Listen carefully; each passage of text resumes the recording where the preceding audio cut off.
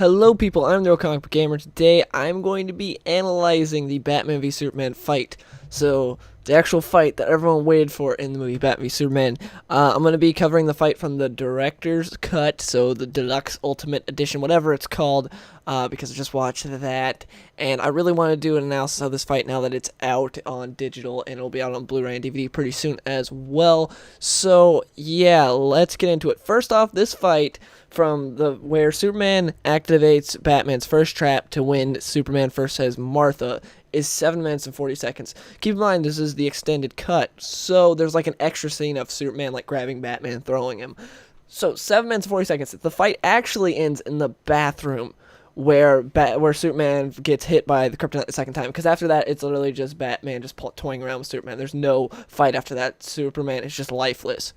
And that is around 5 minutes. I don't remember because I was going until he said Martha, but it's around 5 minutes. So a movie called Batman v Superman, the fight lasts 5 minutes. Yeah, that's a problem right there. But let's actually analyze the fight. Actually, I lied. Before we start analyzing the fight, let's talk about Batman's plan, because, you know, this is World's Greatest Detective. This is the best, like, one of the best planners in the DC universe. Second only to, like, Deathstroke. This dude's great at planning. And so, let's see, what does the movie version, what's his plan for taking down Superman, the most powerful guy in this movie universe? So I imagine he's down there in the Batcave, you know, preparing to fight Superman, but pulling around tires, doing some pull-ups, because, you know, that's how you prepare to take down the most powerful guy in the universe, by doing a couple pull-ups. That's what I'd do if I was going to fight Superman. I'd be like, you know what, I should do some pull-ups first. But nevertheless, he does that, and then he's thinking about how to take him down, and I imagine Alfred would try to convince him, you know, the whole he's not our enemy thing, and then Alfred would probably be like, hey, you know what, at least I just want to know your plans, so that way I can have some security and be like, okay, he's a master planner. He's got a great plan. I know he'll be all right. I don't have to worry about Bruce out there. I don't have to worry. And so then Batman just looks at Alfred and he's like, you know what? So this guy, Superman, that's what everyone calls him, this guy that I think might snap at any moment and kill everyone on the planet. I'm going to give him dozens of opportunities to murder me in hopes that he hits me through the correct set of buildings that leads me to the building where I put my kryptonite spear, which is what I'll use to finish him off. But at the same time, I'm going to be humiliating him throughout the fight. So that way he'll see that he's less than a man. When he thought he was so much better than us, I'll be like, you're not even actually a man, you're less than us. You're so bad, like no one likes you. I'm going to be humiliating him throughout the entire fight. Even though I could kill him at the very beginning, because, you know, this is, I'm supposed to be, like, the only person I believe that can take this guy down, and I think he might kill everyone on the planet. But instead of killing him immediately when I could, because he doesn't know he has a weakness, and I had that weakness, I'm gonna, just give him tons of opportunities to kill me. I'm still the prime beneficiary in your will, aren't I? So, yeah, but let's be honest, what was Batman's plan here? Like, I hate the characterization of Superman in this movie, but the characterization of Batman in this movie is pretty bad as well. Batman is badass throughout this movie, though. He kicks butt a lot, and he's really cool to see fight, but the characterization of him is a little rough around the edges and doesn't make a whole lot of sense, like this plan here. I don't know what he was thinking, but anyways, let's start talking about the actual fight itself. So, the fight opens up with Superman saying, Bruce, please, I was wrong, you have to listen to me, Lex once, and then cuts off by Superman activating Batman's first trap. You know, why would he open up with that? Like, Bruce, please, gotta listen to me, instead of saying they've got my mom or something like that, so that way he literally has to listen to you, because he heard everything you just say there. Just say, they got my mom. Be like, Lex has my mom. That's way shorter than what he said. Or just being like, yo, they got my mom, let's, Modern Warfare 2 style slow-mo through the door and save her. Okay? That would work perfectly.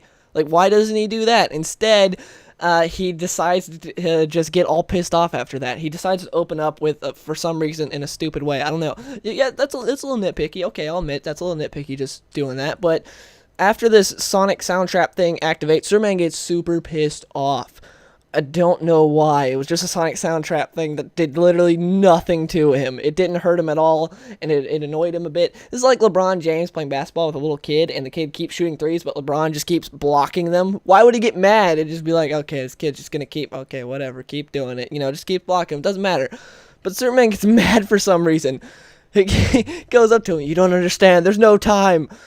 Okay, again, that's a sentence right there where you could have said, Lex got my mom. Short, there you go. Simple, short, simple, sweet. Batman gets the point. And also, why is there no time? You're not telling Batman anything. You're just like, you don't understand, there's no time. Batman's just like, this dude's crazy, I need to kill him right now. Instead, You're just like, there's no time. Why is there no time? Make him understand. You don't understand? Then make him understand. Tell him that they have your mom.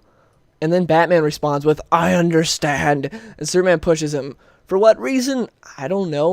I'm just trying to think what was going on in Superman's head. Was he thinking, I wonder what the best way to make someone who I want help from listen to me is. Oh, I know. I'll start throwing him around because that makes sense. Why? Batman's not attacking you at all in that scenario. In that situation, he's not attacking you. You have ample time to tell him. Be like, hey, they got my mom. Instead, he pushes him. Just shoves him. Like he's a little kid and just like pissed off at what he said. I don't like what you said, so I'm going to push you. Yep. That makes sense. And then he picks Batman up and throws him. This is the one scene from like the director's cut that's in here. Maybe there's more. Again, it's been a while since I've seen the theatrical cut, but I believe this is the one new scene in this extended cut. He picks Batman up and throws him. Why? Because I guess that's the best way to make him listen. I don't know. Or he could have picked him up, flown real high, and explained everything to him. What's Batman going to do? Batman's defenseless. What's he going to do? Hit Superman, be like, haha, now we're all good. Going to hit him with that kryptonite and fall to his death? What's he going to do? Oh, well, there's a building to grapple onto. Superman flies up, flies away from buildings. Oh my gosh, it's all over. Batman's plan, everything's done. Superman can't explain everything. End of fight. But nope. There's no common sense here. Anyways, after that, he has ample time to tell him again, more time to tell him about what's going on with his mom. Tons of time to talk, but instead he decides to fly Batman through a building instead, because common sense doesn't exist in the Snyderverse. See that part when he flies him straight through a building? He flies him through the building, and then he's got him in the air for a few seconds, holding him in the air. Remember how I was talking about earlier? How he could, like just a few seconds ago, how he could fly up away from the buildings and everything and explain everything to Batman. Instead, he decides to throw him down onto the bat signal. He's got him in the air helpless. Now tell him what you wanted to from the very beginning. This is exactly, he wanted to tell him this from the very beginning. He was like, hey, you don't understand, Lex, all this. Instead, he decides to throw him down. Or he could have just flown to a better place where, Batman can't get out of his hold and grapple onto a building. That's what he could easily done. Or, throw him into the bat signal for the lulz, because that's what Superman would do. Then after that, stay down. If I wanted it, you'd be dead already. Or how about this? Lex captured my mom, help me rescue her. Makes more sense and uses less words. But, again, no common sense at all. If Batman really thinks Superman is such a deadly alien, he would have killed him right now. He hits him with that kryptonite gas.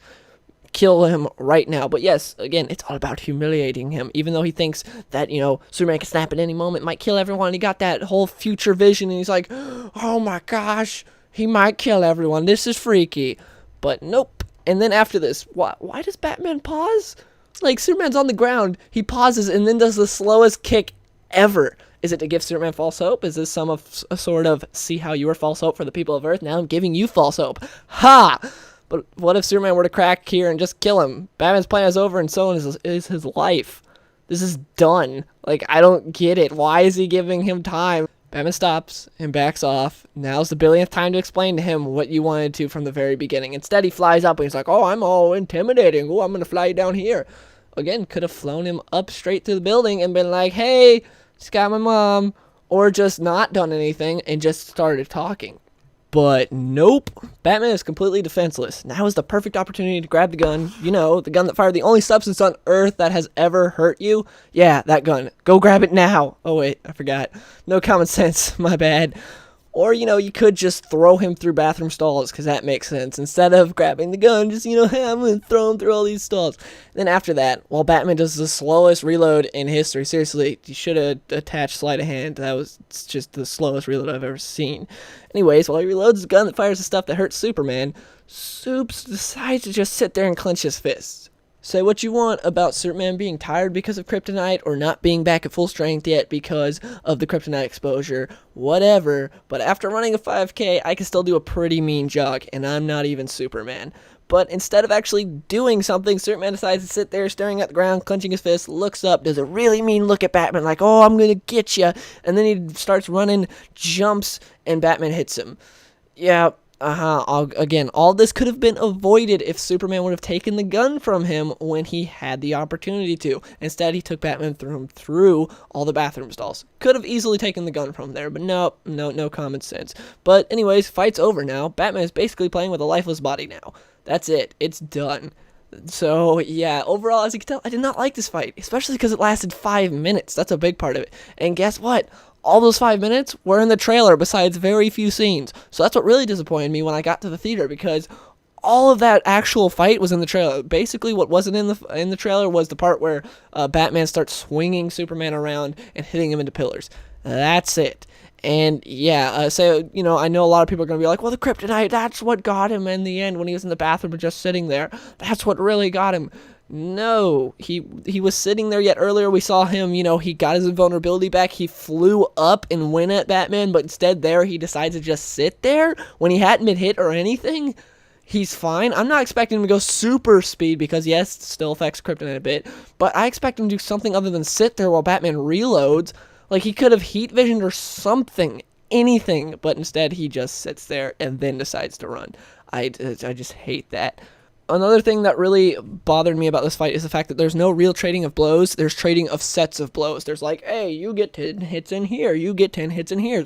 And it feels like one person is dominating at sections of the fight. It's not like, oh, they're trading blows. Oh, who's winning this fight? It's hard to tell. They're trading blows. Instead, it's just, okay, Superman's dominating for the first part, Batman's dominating for this part, and Superman dominates for a little bit of this part, and then Batman dominates for the rest.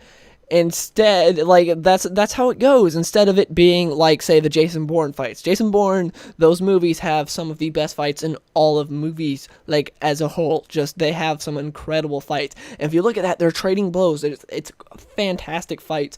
And of course, this is a whole different style of fight because it's Superman versus Batman, but still the same concept in the fact that there's trading blows.